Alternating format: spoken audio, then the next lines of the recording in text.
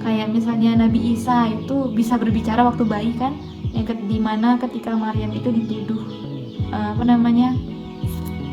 berzina dan sebagainya. Nah, Abdul Qadir Jailani, nah beliau itu kayak bisa berjalan di atas air, hasil korupsi kayak gitu, tapi makin kaya kayak gitu. Nah, itu kan salah satu bentuk kelebihan juga kan. Hartanya makin lama makin banyak, malah bertambah banyak, padahal itu dari hasil korupsi kayak gitu. Yang dimana ada mobil truk nabrak rumah, tapi ada orang di situ hampir ketabrak. Nah,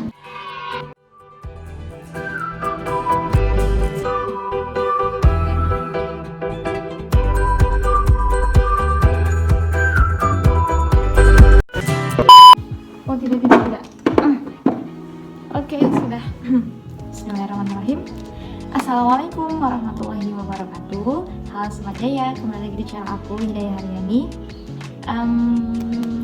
Di video kali ini aku mau sharing deh juga ke teman-teman, ke Sobat Jaya, mengenai aku pengen bahas ini, apa perbedaan dari mukjizat, apalagi yang sepadan dengan mukjizat, karomah, maunah, irhas, dan juga istidraj. Jadi bagi teman-teman yang udah tahu, alhamdulillah, ini buat sharing aja.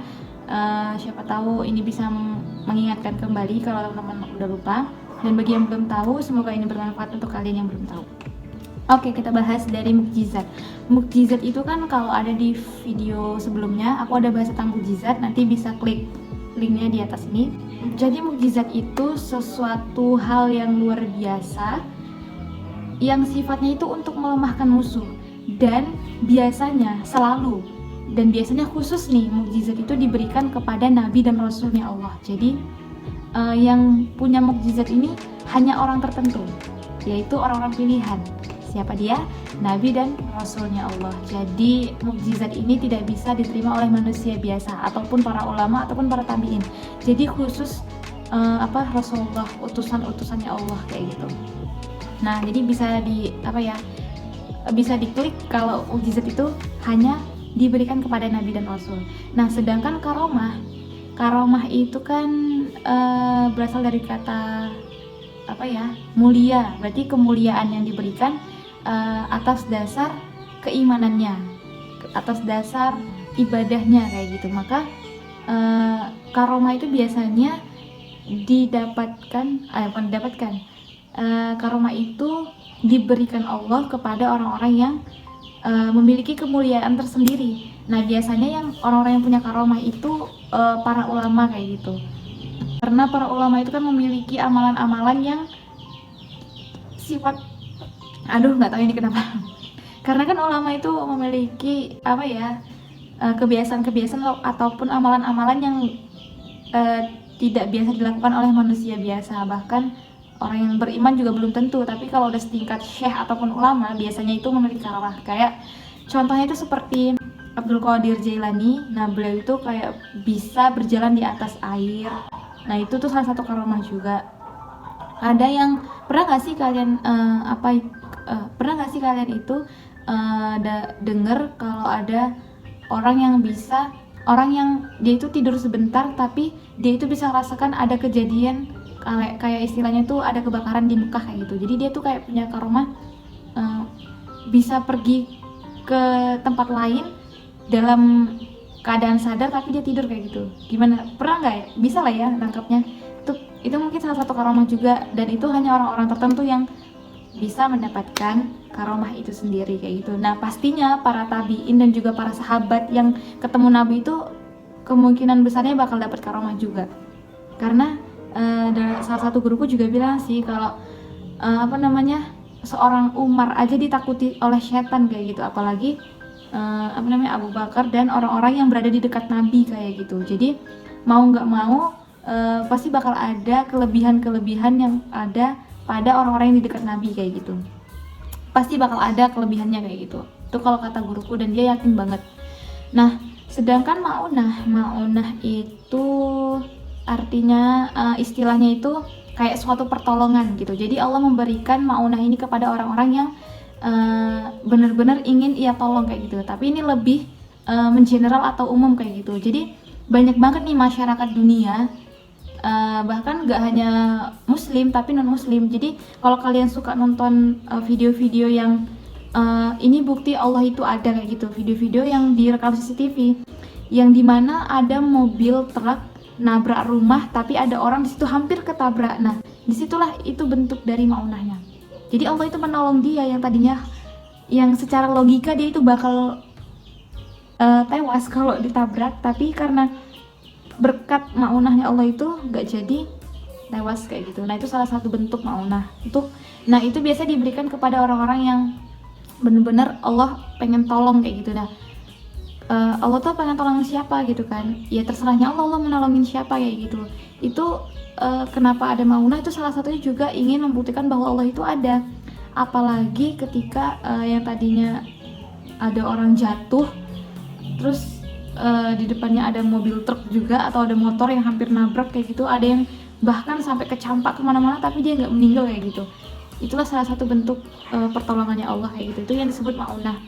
Nah sedangkan irhas itu apa ya, suatu kelebihan ataupun sesuatu hal yang terjadi sebelum diangkatnya menjadi nabi. Piye bilangnya, sesuatu hal yang luar biasa yang terjadi pada nabi dan rasul sebelum ia diangkat menjadi nabi kayak gitu.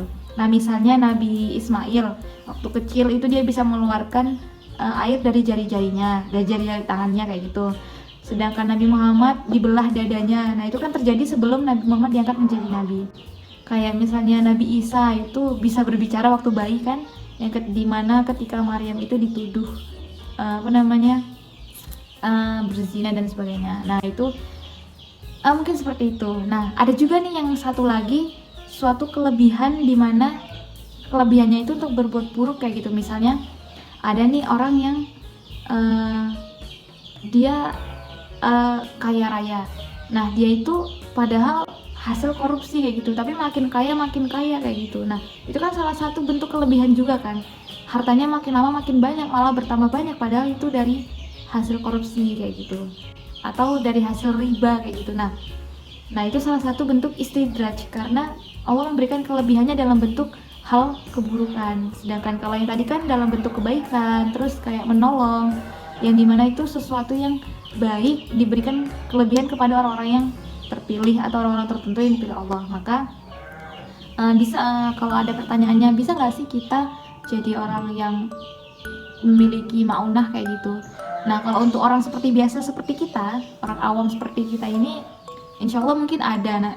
Nah mungkin teman-teman bisa cari sendiri nih, pernah nggak sih kalian tuh merasa di titik paling rendah yang tidak ada satupun orang yang bisa menolong kecuali Allah? Nah disitulah letak maunahnya. Tapi kalau orang seperti kita, untuk mengharapkan suatu karomah itu masih jauh gitu, mungkin agak mustahil. Nah mungkin kalau teman-teman yang punya ibadah amalan khusus ataupun ibadah yang mungkin setingkat ulama, para syekh, habib gitu, nah bisa jadi dapetin karomah kayak gitu. Karena kan karomah sendiri itu kan suatu kemuliaan. Jadi Allah itu memuliakan hamba-hambanya yang itu memuliakan Allah kayak gitu. Nah mungkin kita bisa belajar dari situ, kalau kita memuliakan Allah maka Allah juga akan memuliakan kita kayak gitu. Nah jadi teman-teman bisa nangkep lah ya apa perbedaan dari mukjizat, karomah, maunah, irhas, dan istidraj.